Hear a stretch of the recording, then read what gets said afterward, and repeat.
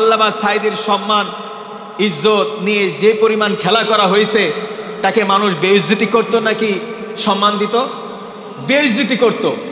যে পরিমাণে চেষ্টা করা হয়েছে, কিন্তু চেষ্টা তাদের সব বিফলে চলে গিয়েছে। তার একটাই কারণ, তার সিনার মধ্যে ছিল কি?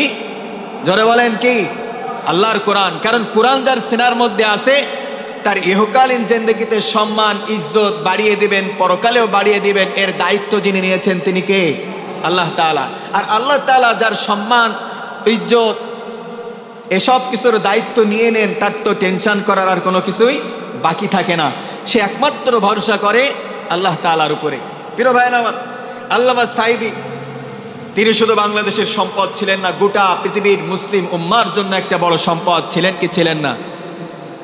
আজকের ঠিক 2 বছর আগে 14 আগস্টে রাতে যখন আমি এশার নামাজ শেষ করলাম, এশার নামাজ শেষ করার কিছুক্ষণ পরেই শুনে আল্লামা সাঈদী দুনিয়ার থেকেই চলে গেছেন, শহীদ হয়েছেন। তাকে কৌশলে, অত্যন্ত বিচক্ষণতার সাথে কৌশল করে হসপিটালে নিয়ে পুশ করে তাকে দুনিয়ার থেকে বিদায় করে দেওয়া হলো।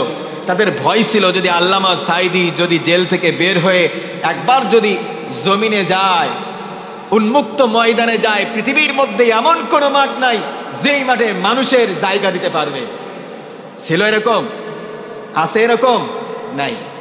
তারা জানতো, যদি আল্লামা সাঈদী কোরআনের পাখি যদি একবার মুক্তি পায়, আর একবার যদি মাঠে ময়দানে একটা বার যদি আল্লাহর নাম নিয়ে যদি কথা শুরু করতে পারে, তাহলে বাতিলের সমস্ত সাজানো মসনদ, অবৈধ মসনদ তছনছ তছনছ করে একেবারে ধূলিসাৎ হয়ে যাবে। এই ভয়, এই আশঙ্কা তাদের ছিল।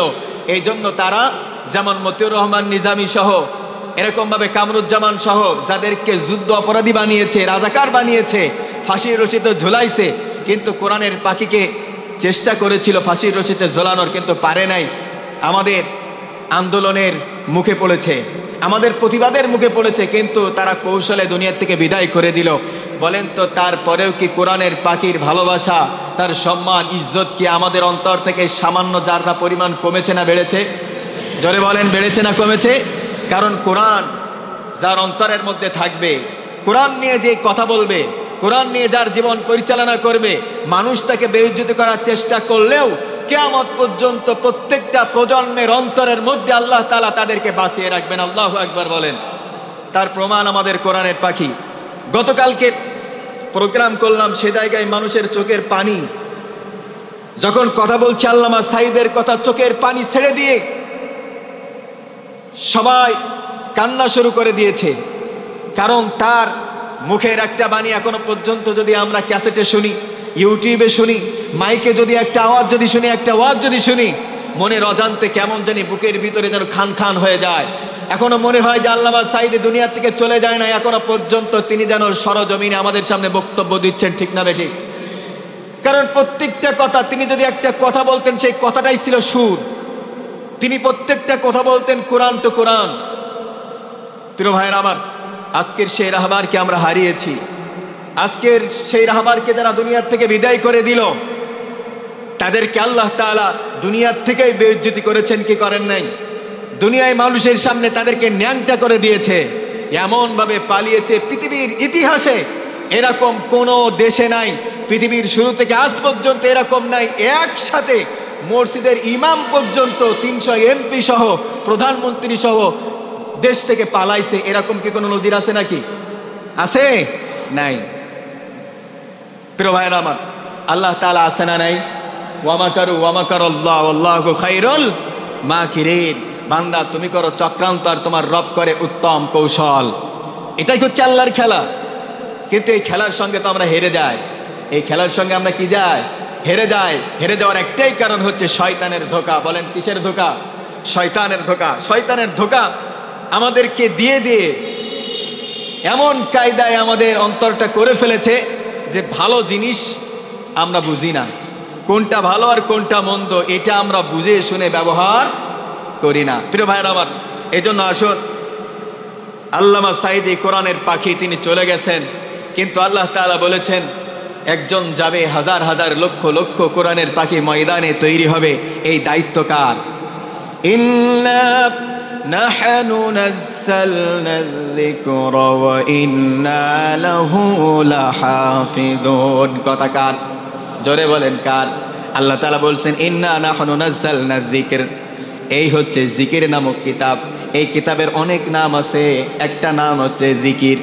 আল্লাহ রাব্বুল আলামিন বলেন জিকির নামক কিতাব, এই কোরআন নামক কিতাব, ফুরকান নামক কিতাব, এই কিতাবকে সংরক্ষণ করার দায়িত্ব, এই কোরআনকে হেফাজত করার দায়িত্ব দুনিয়ার কোনো মানুষকে দেওয়া হয় নাই, এমনকি আমার নবীকেও দেওয়া হয় নাই, সাহাবায়ে কেরামদেরকেও দেওয়া হয় নাই। এই কোরআনুল কারীমের সমস্ত সকল সব কিছু কার্যক্রম পরিচালনা করার দায়িত্ব একমাত্র তোমার রবের। বলেন কার? তোমার রবের। এই দায়িত্ব তোমার রবের। কিভাবে তিনি এই দায়িত্ব বুঝে নেবেন? আপনার আমার মাধ্যমে। যারা কোরআনের পাখি হবে, যারা কোরআনকে সিনায় ধারণ করবে, যারা কোরআন দিয়ে কথা বলবে, একমাত্র ভয় থাকবে তাদের অন্তরে কার? আল্লাহর। বলেন তো, কোরআনের ভয় যদি অন্তরের মধ্যে থাকে, আল্লাহর ভয় যদি থাকে, ওই ব্যক্তি কখনো মিথ্যা কথা বলতে পারে?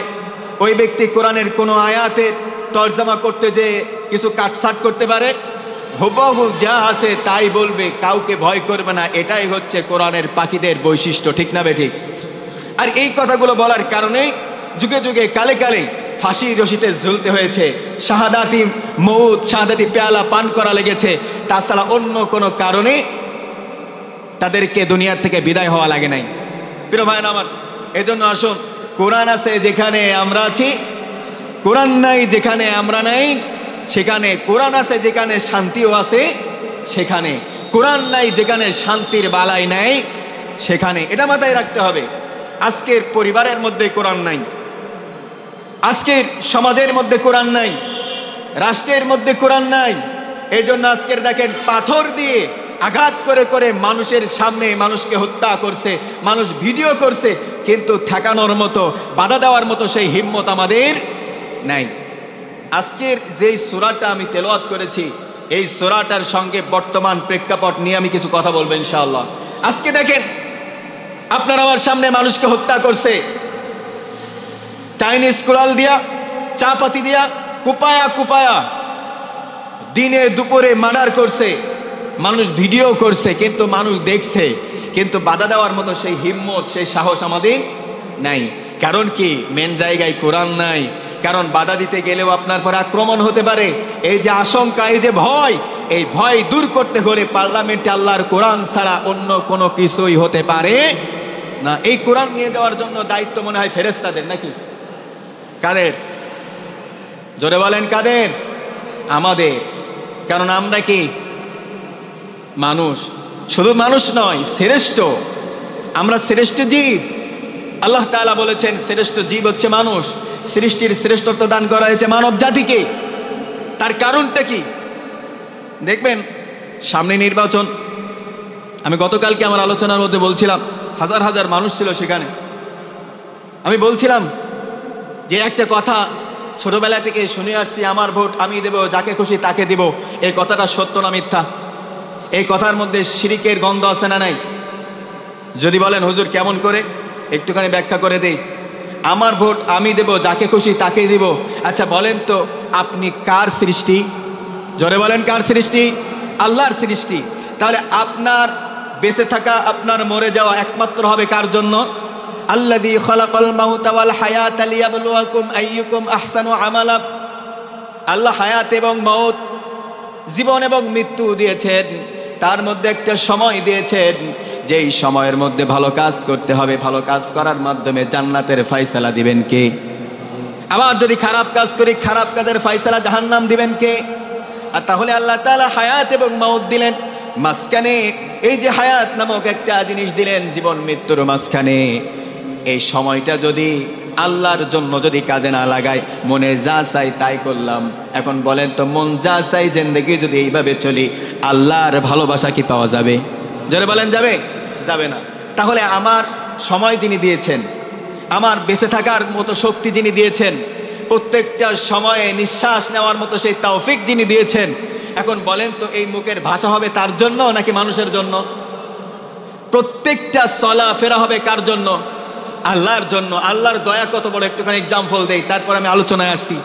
প্রতিদিন আল্লাহ তাআলা কমপক্ষে 18 লক্ষ টাকার সম্পদ আল্লাহ তাআলা প্রতিদিন আপনাকে আমাকে দিচ্ছে। বলেন কত লাখ? কথা বুঝলেন না? প্রতিদিন আল্লাহ তাআলা 18 লক্ষ টাকার সম্পদ আপনাকে আমাকে দিচ্ছে। সেই প্রতিদিন 18 লক্ষ টাকার সম্পদ কিন্তু আমরা ব্যয় করছি। আজকের দিন 18 লক্ষ টাকার সম্পদ, কালকে আবার 18 লক্ষ টাকার সম্পদ কে দিচ্ছেন? আল্লাহ তাআলা। এবার আসেন, যদি বলেন হুজুর কেমন করে? আল্লাহ তাআলা বলছেন একজন মানুষ একটানা না খেয়ে 21 দিন বাঁচতে পারে। বলেন কয় দিন? 21 দিন। একটা মানুষ 3 দিন, কয় দিন? 3 দিন অক্সিজেন বিহীন অনেক মানুষ বাঁচতে পারে। কয় দিন? 3 দিন। কেমন অক্সিজেন? যে এমন একটা আবদ্ধ ঘর, এই তো আর মনে করেন না নাক মুখ এটা ধরছে তাই না, এমন একটা আবদ্ধ ঘর যে জায়গায় অক্সিজেন যাওয়ার মতো কিছু নাই, কোনো রকম বেঁচে থাকা যায়, এরকম জায়গায় কয়দিন বাঁচা যায়? সর্বোচ্চ 3 দিন।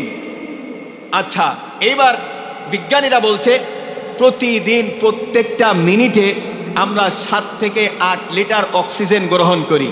কয় মিনিটে? প্রতি মিনিটে 7 থেকে 8 লিটার। তাহলে প্রতিদিন দেখা যায় যে 7 থেকে 8 হাজার লিটার আমরা কি করি? অক্সিজেন গ্রহণ করি। শ্বাস প্রশ্বাস এগুলো আমরা আদান প্রদান করি।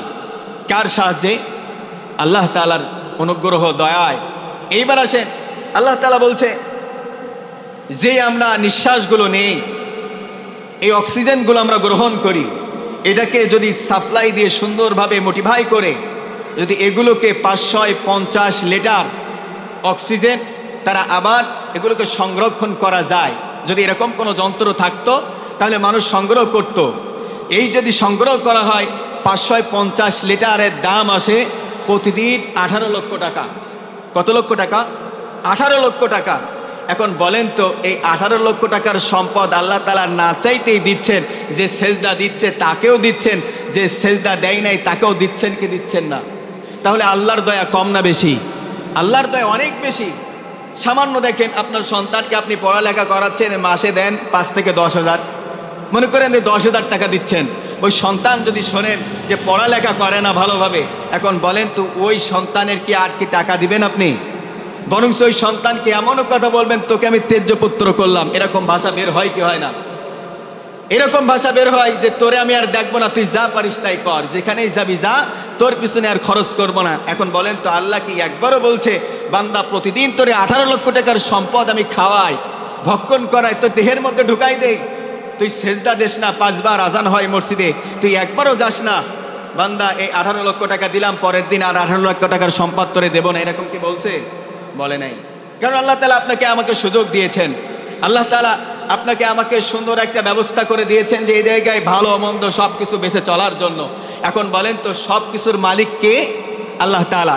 এইবার আসেন, আমার ভোট আমি দেব, যাকে খুশি তাকে দেব। এখন বলেন তো নিজের খুশি অনুযায়ী দিলে আল্লাহর সঙ্গে গাদ্দারি করা হবে কি হবে না? জোরে বলেন, হবে কি হবে না? এখন সব কিছু তার, এখন তার খুশিতে দেওয়া লাগবে না আমার খুশিতে দেওয়া লাগবে? আল্লাহর খুশিতে দেওয়া লাগবে। প্রিয় ভাইরা আমার, এই জন্য আসুন, এই কথাটা সম্পূর্ণ শিরকের ভিতরে পড়ে যায়। আমরা চাইব কি আমার ভোট আমি দিব, এমন পাত্রে দিব যেই পাত্রে দিলে আমার আল্লাহ খুশি হয়। কে খুশি হয়? আল্লাহ খুশি হয়। স্লোগান হবে এরকম যে আমার ভোট আমি দেব যেই পাত্রে দিলে আল্লাহ খুশি হয়। এই স্লোগানকে আমরা দিতে পারবো তো ইনশাআল্লাহ? দুনিয়া ছোট না বড়? অনেক বড় না? দুনিয়া কি অনেক বড়? এখন বলেন তো কিয়ামতের মাঠের সাইড থেকে বড় হবে না? জান্নাতের মধ্যে একটা মাঠ হবে, জান্নাতে মাজিদ। আমি একটা আলোচনায় বলেছিলাম গত 2-3 জুমা আগে, এই মাজিদ নামক মাঠে আল্লাহ তাআলা প্রত্যেকটা বান্দার সঙ্গে তিনি দেখা দিবেন, এরকম ফেস টু ফেস কথা বলবেন। বলেন তো আপনারা কি আমাকে ইউটিউবে দেখছেন নাকি সরাসরি দেখছেন? সরাসরি দেখছেন না? ঠিক এরকমভাবে জান্নাতে মাজিদের মধ্যে আল্লাহ তাআলা প্রত্যেকটা বান্দার সঙ্গে ফেস টু ফেস ডাইরেক্ট কথা বলবেন, ডাইরেক্ট দেখা দিবেন। আল্লাহ তাআলা নিজেই কোরআন তেলাওয়াত সূরা রহমান তেলাওয়াত করে শোনাবেন, সুবহানাল্লাহ। এখন বলেন তো ওই আল্লাহর আইন যদি বাস্তবায়ন করার চেষ্টা যদি না করি, আর না করার কারণে যদি আপনার আমার জীবনটা অতিবাহিত হয়ে যায়, শেষ হয়ে যায়, কবরের জিন্দেগিতে চলে যায়, এখন বলেন তো আপনার আমার অবস্থাটা কেমন হবে? ভেবেছেন কখনো? ভাবেন নাই। প্রিয় ভাইরা আমার, এইবার আসেন আল্লাহ রাব্বুল আলামিন কোরআনুল কারীমের 108 নম্বর সূরা, সূরা আল কাউসার, কোরআনুল কারীমের মধ্যে সবচেয়ে কনিষ্ঠ সূরা, ছোট্ট সূরা, সবচাইতে ছোট্ট সূরাটির নাম হচ্ছে সূরাতুল কাউসার। এই জায়গায় অধিকাংশ মানুষের মুখস্থ আছে না নাই? সবার আছে। প্রিয় ভাইরা আমার, এই সূরাটার নাজিল হওয়ার প্রেক্ষাপট কখন ছিল? আমার নবী বিশ্ব নবী মুহাম্মদ বলেন সাল্লাল্লাহু আলাইহি ওয়াসাল্লাম, তিনি মক্কায় কাবা শরীফের কাছে হেলান দিয়ে বসে আছেন। সাদা একটা পাথর কাবা শরীফের পাশে, সাদা পাথরের উপরে বসে আছেন হেলান দিয়া, আর মনে মনে ভাবছেন, চোখের পানি ঝরঝর করে পড়ে। আমার নবীর মনটা বড্ড খারাপ। আল্লাহ রাব্বুল আলামিন বলেন, আমার নবীর মন খারাপ হওয়ার কারণ ছিল কয়েকটা। কারণ আমার নবীর বয়স যখন 53 বছর হয়েছিল, পর্যায়ক্রমে আমার নবী অনেক কিছু হারিয়ে ফেলেছিল। আমার নবী পেটে থাকা অবস্থায় পিতাকে হারালেন, দুনিয়ায় ভূমিষ্ঠ হওয়ার পরে কিছুদিন পরে মাকে হারালেন, তারপরে দাদা আব্দুল মুত্তালিবকে হারালেন, তারপরে চাচাকে আবু তালিবকে হারালেন, দুধমা হালিমাতুস সাদিয়াকেও হারালেন। শুধু তাই নয়, যিনি সবচেয়ে শেল্টার দিতেন নবুয়ত পাওয়ার পরে, নবুয়তের সময় আমার নবীকে সবচাইতে যিনি শেল্টার দিতেন, তিনি হচ্ছেন মা খাদিজা রাদিয়াল্লাহু তাআলা আনহা। তিনিও দুনিয়ার থেকে চলে গেলেন। এখন বলেন তো, শেল্টার দেওয়ার মানুষ, আপন মানুষগুলো যখন একে একে একে একে করে চলে যায়, বলেন তো তার মনটা খারাপ থাকে না ভালো থাকে? জোরে বলেন। আমার নবীর মনটা খারাপ। কাবার গিলাফের কাছে যে সাদা পাথরের উপরে ভর করে দিয়া আমার নবী চোখের পানি ছেড়ে দেয়, ঠিক এই সময় আমার আল্লাহ রাব্বুল আলামিন জিবরাইলের মাধ্যমে সূরা কাউসার নাজিল করে দিলেন। সবাই আমার সঙ্গে পড়েন, ইন্না আ'তাইনাকাল কাউসার ফাসাল্লি লিরাব্বিকা ওয়ানহার ইন্না শানিআকা হুয়াল আবতার। আল্লাহু আকবার বলেন। প্রত্যেকটা হরফে কয়টা করে নেকি? কমপক্ষে 10টা করে নেকি আমলনামায় লিখেছেন কে? আল্লাহ রাব্বুল আলামিন বলেন, বান্দা আমার নবীর যখন মনটা খারাপ, ঠিক ওই সময় জিবরাইলের মাধ্যমে সূরা কাউসার নাজিল হয়ে গেল। আমার নবীর চোখ দিয়ে একটু আগে পানি পড়ছিল, হঠাৎ পানিটা থেমে গেল। আমার নবী মিসমিস করে হাসে। হযরতে আনাস রাদিয়াল্লাহু তাআলা আনহু, হযরতে আনাস দূর থেকে লক্ষ্য করলেন, আমার নবীর কাছে আসলেন। সাহাবী এসে বলছেন, ওগো আল্লাহর নবী, আপনি কেন কাঁদেন? আবার একটু পরে আবার হাসলেন, দূর থেকে লক্ষ্য করলাম। আমার নবী বলছে, সাহাবীরা রে, তোমরা শোনো, একটু আগে আমার মনটা খারাপ ছিল, কিন্তু জিবরাইলের মাধ্যমে আমার রব আমাকে সান্ত্বনা দিয়েছেন, সূরা কাউসার নাজিল করে দিয়েছেন। ইন্না আ'তাইনাকাল কাউসার। আল্লাহ রাব্বুল আলামিন এই আয়াত দ্বারা আমার নবীকে বলছেন, নবী, আমি আল্লাহ রাব্বুল আলামিন আপনার জন্য হাউজে কাউসার দান করে দিলাম। আল্লাহু আকবার বলেন। এখন বলেন তো, আমার নবীর কে নিয়ে কষ্ট, আর আল্লাহ তাআলা পানি দিয়ে সান্ত্বনা দিলেন? প্রশ্ন আছে না নাই? আমরা অনেকে বলতে পারি যে আমার নবী হারালেন বাপকে, মাকে, দাদাকে, চাচাকে, এমনকি দুধমা হালিমাতুস সাদিয়াকে, এমনকি সহধর্মিনী খাদিজাকে হারায় ফেললেন, কিন্তু আল্লাহ তাআলা সান্ত্বনা দিলেন, ইন্না আ'তাইনাকাল কাউসার। নিশ্চয় ওগো নবী, আমি আপনাকে হাউজে কাউসার দান করেছি, যা আপনি খুশি হয়ে যাবেন। তাফসীরের মধ্যে আসছে যে আমার নবীর মনটা খারাপ, কারণ আমার নবীর 4টা ছেলে ছিল। 4টা ছেলে ছোট্ট অবস্থায়, ছোট্ট থাকা অবস্থায় দুনিয়ার থেকে চলে গিয়েছিলেন। আল্লাহ তাআলা তাদেরকে উঠায় নিয়েছিলেন। তারও কারণ আছে না নাই? আছে না? তার কারণটাকে একটু ক্লিয়ার করে দেই। তার কারণটা হচ্ছে, কারণ আমরা আবেগী অনেক উম্মত আছি না, আমরা আবেগী মুসলমান আছি। কারণ এখন বর্তমান সমাজে আবেগী মুসলমানের সংখ্যা বেশি, বিবেকবান মুসলমানের সংখ্যা সবচাইতে কম। আল্লাহ তাআলা বুঝাতে চেয়েছেন, আমার নবী বিশ্বনবী মুহাম্মদ সাল্লাল্লাহু আলাইহি ওয়াসাল্লামের যে 4 জন পুত্র সন্তান ছিল, তারা যদি বড় হতো, সাবালক হতো, বেঁচে থাকতো, তাহলে আমার নবী যখন দুনিয়া থেকে চলে যেত, তারা আবেগী মুসলমানরা, আবেগী উম্মতরা আমার নবীর সন্তানকে নবী বানায় নিত। ঠিক না বে ঠিক? এই জন্য আল্লাহ তাআলা বলছেন, আমার নবীর সন্তানদেরকে ছোট্টবেলায় তাদের দুনিয়ার থেকে আমি কি করে নিয়েছি? তুলে নিয়েছি। আল্লাহ তাআলা সূরা কাউসার দ্বারা দেখেন কেমন ভাবে আমার নবীকে সান্ত্বনা দিচ্ছেন। এর ভিতরে 4 থেকে 5টা ব্যাখ্যা এসেছে। একটা ব্যাখ্যা আপনাদের সামনে একটু পেশ করি, কারণ সময় অল্প। আল্লাহ তাআলা বলছেন, ইন্না আ'তাইনাকাল কাউসার ওগো নবী, আমি আপনাকে নিশ্চয়ই হাউজে কাউসার দান করেছি। আমার নবী যা বোঝেন সাহাবায়ে কেরামরা কি তাই বোঝে না? কারণ আমার নবী যেটা দেখতেন সাহাবায়ে কেরামরা সেটা দেখতো না। আমার নবী যেটা জানতেন সাহাবায়ে কেরামরা সেটা জানতো না, যতক্ষণ না পর্যন্ত আমার নবী সেটা না জানাতো। ঠিক না বে ঠিক?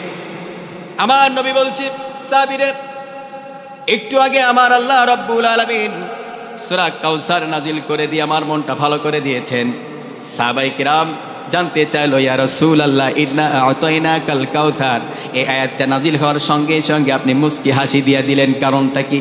আমার নবী বলছে, আমি মনে মনে ভাবছিলাম 4টা সন্তান দুনিয়ার থেকে বিদায় হয়ে গেল, আমার খাদিজা দুনিয়ার থেকে চলে গেল, আমার দুধমা হালিমাতুস সাদিয়া সেও ইন্তেকাল করলো, আমার দাদা আব্দুল মুত্তালিব দুনিয়ার থেকে চলে গেল, চাচা আবু তালেব তিনিও চলে গেল। এরকম পর্যায়ক্রমে বাপ হারালাম, মা হারালাম, পর্যায়ক্রমে একে একে সব বটের ছায়ার মতো মানুষগুলোকে আমি হারায় ফেললাম, এখন আর অবশিষ্ট কেউ নাই। ঠিক সেই সময় আল্লাহ রাব্বুল আলামিন এই আয়াত দ্বারা আমাকে সান্ত্বনা দিচ্ছেন, নবী আপনার সন্তান নাই তো কি হয়েছে? ওগো নবী, আপনার সন্তান 4 জন যদি বেঁচে থাকতো তারাই আপনাকে স্মরণ করত, কিন্তু না, তাদেরকে দুনিয়া থেকে তুলে নিয়েছি। কিন্তু গোটা পৃথিবীর মধ্যে যত আপনার উম্মত আছে, মুসলমান উম্মত আছে, ইমানদার উম্মতরাই হচ্ছে আপনার রুহানি সন্তান, তারাই আপনাকে স্মরণ করবে। আল্লাহু আকবার বলেন। এখন বলেন তো, 4 জন সন্তানের জায়গায় কোটি কোটি রুহানি সন্তান আমার নবী পাইছে কি পাই নাই? প্রিয় ভাইরা আমার, এই কথা শোনার সঙ্গে সঙ্গে আমার নবীর মনটা ভালো হয়ে গেল। আমার নবী বললেন, আল্লাহ আমি বুঝে গিয়েছি আপনি হচ্ছে উত্তম কৌশলদাতা, আপনি হচ্ছে এমন রব, বান্দার যখনই মন খারাপ হয় আপনার কাছে চাইলে আপনি মনটা ভালো করে দেন। বলেছেন কে? আমার নবী মুহাম্মদ সাল্লাল্লাহু আলাইহি ওয়াসাল্লাম। তিনি দেখেন কিভাবে আমাদেরকে শিক্ষা দিয়ে গিয়েছেন। তার মনটা যখনই খারাপ তখন তিনি মনে মনে ভেবেছেন, আর মনে মনে যাকে চেয়েছেন তিনি কে? আল্লাহ তাআলা। আর আল্লাহ তাআলা উত্তম পরিকল্পনা করে মনটা সান্ত্বনা দেওয়ার জন্য সূরা কাউসার নাজিল করে দিলেন। আল্লাহু আকবার বলেন। প্রিয় ভাইরা আমার, সূরা কাউসার নাজিল করার আরো একটা কারণ, তৎকালীন মক্কার মানুষেরা এত পরিমাণ জুলুম নির্যাতন ইমানদার মুসলমানদের উপরে চালানো শুরু করে দিল। আমার নবী কাবার গিলাফ ধরে ধরে ওই জায়গায় হালান দিয়া যখন চোখের পানি ফেলাচ্ছে, সাহাবী যখন এসে বলছে, ও আল্লাহর রসুল, ও মুহাম্মদ আপনি কাঁদেন কেন? আমার নবী বলে, সাহাবী একটু আগেই শুনলাম আমার বেলালকে নাকি তারা বুকের উপরে পাথর চাপা দিয়েছে। ও সাহাবী, আমি একটু আগে আমার কানে আসলো আম্মার বিন ইয়াসির ইসলামের কালিমা, কোরআনের পথে আসার কারণে, কালিমা গ্রহণ করার কারণে জীবন্ত অবস্থায় এখনো জীবিত 2 ঘোড়ার পায়ের সঙ্গে রশি 2 ঠ্যাঙের সঙ্গে বেঁধে ঘোড়া 2 দিক থেকে দৌড় মেরে মাঝখান দিয়ে চিরে আম্মার বিন ইয়াসির দুনিয়ার থেকে বিদায় হয়ে গেল। একটু আগে আমার কাছে সংবাদ আসলো। শুধু তাই নয়, হযরত সুমাইয়া রাদিয়াল্লাহু তাআলা আনহু ইমানের কালিমা গ্রহণ করার কারণে কাফের বেঈমানেরা তার লজ্জা স্থানে বল্লভ ঢুকায় দিয়েছে। শুধু তাই নয়, গণহারে ধর্ষণ করে দুনিয়ার থেকে বিদায় করে দিয়েছে। এই সংবাদ আমি রাসূল আমার কাছে এসেছে। বলো তো, এরকম সংবাদ যদি নবীর কাছে আসে, নবী কি স্বাভাবিক থাকতে পারে? প্রিয় ভাই আমার নবী চোখের পানি ছেড়ে দিয়ে সাহাবীকে বলছে, সাহাবীর আরে এই কষ্ট আমি সহ্য করতে পারছি না। ঠিক সেই সময় আল্লাহ রাব্বুল আলামিন বললেন, ওগো নবী, আমি আপনার উপরে সূরা কাউসার নাজিল করে দিলাম, সান্ত্বনা তো দিলাম, কিন্তু আপনি তাদেরকে চ্যালেঞ্জ ছুড়ে দেন। তাদের কাছে আপনি বলেন, তোমরা যে বলো আমাকে জাদুকর, তোমরা যে আমাকে বলো তোমার কথাগুলো সম্পূর্ণ মিথ্যা, তুমি আল্লাহর নবী নও, এরকমভাবে বিভিন্ন কায়দায় কটাক্ষ করে যখন তোমরা কথা বলো, আজকের তোমাদের কথার একটাই জবাব হবে, আল্লাহ রাব্বুল আলামিন সূরা কাউসার নাজিল আমার উপরে করেছে। এই সূরা কাউসার মাত্র 3টি আয়াত বিশিষ্ট। এই 3টি আয়াতের মধ্যে প্রথম 2টা আয়াত কাবার গিলাফে যে লিখে দিয়ে আসো, সাহাবায়ে কেরামরা লিখে দিয়ে আসলো। আর ওই জায়গায় চ্যালেঞ্জ ছুড়ে দিয়ে আসা হলো, কার কত হিম্মত আছে 3 নম্বর আয়াতটা ওই জায়গায় লিখে দাও। কয় নম্বর আয়াত? 3 নম্বর আয়াত।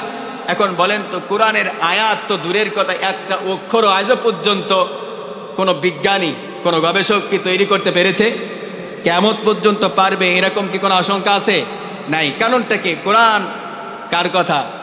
এখন আল্লাহর কথা খণ্ডন করার মতো শক্তি পৃথিবীর কোনো মানুষের নাই। সাহাবায়ে কেরামরা সূরা কাউসারের প্রথম এবং দ্বিতীয় নাম্বার আয়াতটা কাবার গিলাফে লিখে দিয়ে আসলো। এখন আবু জেহেলের মতো গাড্ডা গাড্ডা কাফের বেঈমানেরা তারা চিন্তিত হয়ে গেল যে এর আগে নবীকে বলেছি মিথ্যাবাদী, এর আগে বলেছি নবীকে বলেছি সে একটা পাগল, সে একটা বানোয়াট কথা বলে, সে যে কথাগুলো বলে, যে কিতাব থেকে কথা বলে ওই কিতাবটা সম্পূর্ণ মিথ্যা বলে, নাউজুবিল্লাহ। এখন চ্যালেঞ্জ তো ছুড়ে দিয়েছে যে কেমন তোমরা সাহিত্যিক হয়ে পড়েছো, কবি হয়ে পড়েছো, কেমন শিক্ষিত তোমরা, পারলে 3 নম্বর একটা আয়াত লিখে আমাদেরকে দেখাও, যদি তোমরা দেখাতে পারো তাহলে তোমাদের কথাই সঠিক, আমাদের কথাই হবে বেঠিক। এখন আবু জেহেল সমস্ত সৈন্যবাহিনীদেরকে অর্ডার করলো, যাও আমার রাজ্যের মধ্যে যত মানুষ আছে, গবেষক আছে, কবি আছে, তাদেরকে ডেকে বলো এই আয়াতের মতো একটা আয়াত যেন কাবার গিলাফে তারা লিখে দেয়। তারা গবেষণা করতে শুরু করে দিল। গবেষণা করতে করতে এক পর্যায়ে তারা ফেল হয়ে গেল। আবু জেহেলের কাছে এসে বলছে, মালিক আমাদের দ্বারাই সম্ভব নয়, আমাদের দ্বারাই কি নাই, আমাদের দ্বারাই সম্ভব নয়। তখন বলছে কে আছে সবচেয়ে বড় কবি? খোঁজ পেল একজন সবচেয়ে বড় কবি সাহিত্যিক, নাম হচ্ছে কবি লাবিত। লাবিতের কাছে চলে যাওয়া হলো। লাবিতের কাছে যে বলছে, লাবিত এই মোহাম্মদ আমাদেরকে একটা চ্যালেঞ্জ ছুড়ে দিয়েছে কাবার গিলাফে, ইন্না আতাইনা কাল কাউসার ফাসাল্লি লিরাব্বিকা ওয়ানহার, এই 2টা আয়াত লিখে দিয়ে 3 নম্বর আয়াতটা বানানোর জন্য আমাদেরকে চ্যালেঞ্জ ছুড়ে দিয়েছে। আমরা যদি না পারি আমাদের মান সম্মান ইজ্জত কিছুই থাকবে না। এখন নেতার নেতাগিরি দেখাতে হলে কিছু কেরামতি দেখানোর দরকার আছে না নাই? আছে না? আছে। এখন আবু জেহেল কেরামতি দেখাবে কেমন করে? তার কাছে তো সেই সমাধান নাই। এখন কবি লাবিতের কাছে চলে গেছে। কবি লাবিত যখন দেখছে চিরকুটের মধ্যে ইন্না আতাইনা কাল কাউসার লেখা, দেখার পরে কবি লাবিত মনে মনে ভাবছে, আহা আশ্চর্য ব্যাপার, এতদিন তো আমি কবি সাহিত্যিক, কত লেখা লেখছি, কিন্তু এইরকম ভাষা এইরকম লেখা তো জীবনে কখনো কল্পনাও করিনি। আল্লাহু আকবার বলেন। যখন ইন্না আতাইনা কাল কাউসার এই 2টা আয়াত যখন দেখেছে, তার অন্তরের মধ্যে আল্লাহ তাআলা ঈমানের নূর জ্বালিয়ে দিয়েছেন। আল্লাহু আকবার। কবি লাবিদ চিন্তা করলো, আচ্ছা ঠিক আছে, তোমরা যখন বলছো তখন আমি একটু চেষ্টা করে দেখি, দেখা যাক কিছু করা যায় কিনা। মাসের পরে মাস যায়, সপ্তাহের পরে সপ্তাহ যায়, দিনের পরে দিন চলে যায়। কলমের কালি লিখতে লিখতে কলমের কালিগুলো শেষ হয়ে যায়, খাতার পেজগুলো শেষ হয়ে যায়, কিন্তু ওইরকমভাবে একটা আয়াত লেখার মতো কবি লাবিতের সেই জ্ঞান কবি লাবিতের কাছে নাই। কিন্তু কবি লাবিত ওই যে 2টা আয়াত নিয়ে যখন গবেষণা করছেন, লিখতে শুরু করে দিলেন, ইমানের নূর আল্লাহ তাআলা তার অন্তরের মধ্যে ঢোকাচ্ছেন। কবি লাবিত এক পর্যায়ে যখন কলমের কালি শেষ করে ফেলল, খাতাগুলো শেষ হয়ে গেল, ঠিক লাস্ট ফিনিশিংয়ে যে বলছে এটা কখনোই মানব রচিত কিতাব হতে পারে না, এই কিতাবটা একমাত্র শুধুমাত্র যিনি নাজিল করেছেন তিনি আরশের মালিক আল্লাহ। আল্লাহ একবার বলেন, আল্লাহু আকবার। প্রিয় ভাইরা আমার, কবি লাবিত তখন বলেছে, লাইসা হাযা মিন কালামিল বাশার, এই আয়াতটা মিলালেন অর্থের দিক থেকে হয়, এটা হচ্ছে এমন একটা কিতাব, এটা হচ্ছে মানব রচিত কোনো কিতাব নয়, এই কিতাবটা হচ্ছে মিন হাযা কালামিল বাশার, তিনি হচ্ছে একমাত্র আল্লাহ, তিনি হচ্ছেন এই কিতাবটা মানব জাতির জন্য দান করেছেন। প্রিয় ভাইরা আমার, এই আয়াতটা যখন ওই জায়গায় লিখে দিলেন, আয়াতের সঙ্গে ছন্দের একটু মিল আছে না নাই? আছে। লাইসা হাযা মিন কালামিল বাশার, আল্লাহ তাআলা তার জ্ঞান দিয়ে এইটুকু লেখার মতো শক্তি দিলেন, কাবা শরীফের গিলাফে লিখে দিলেন। আবু জেহেল না জেনে না বুঝে দূর থেকে শুনছে কবি লাবিদ নাকি একটা আয়াত বানিয়েছে, কিন্তু আয়াতের অর্থ কি, কেমন আয়াত, আবু জেহেল এখনো জানে না। আবু তো আমোদে আট খান। সংবাদ আসলো, আবু জেহেল নেতা আপনি যে আনন্দ করছেন, আনন্দ করার কোনো কারণ নাই। কবি লাবিদ যে আয়াতটা বানিয়েছে, যেই ছন্দটা বানিয়েছে, সেটা হচ্ছে আল্লাহর পক্ষে, মুহাম্মাদের পক্ষে। আল্লাহু আকবার বলেন। প্রিয় ভাইরা আমার, এটাই হচ্ছে কোরআন।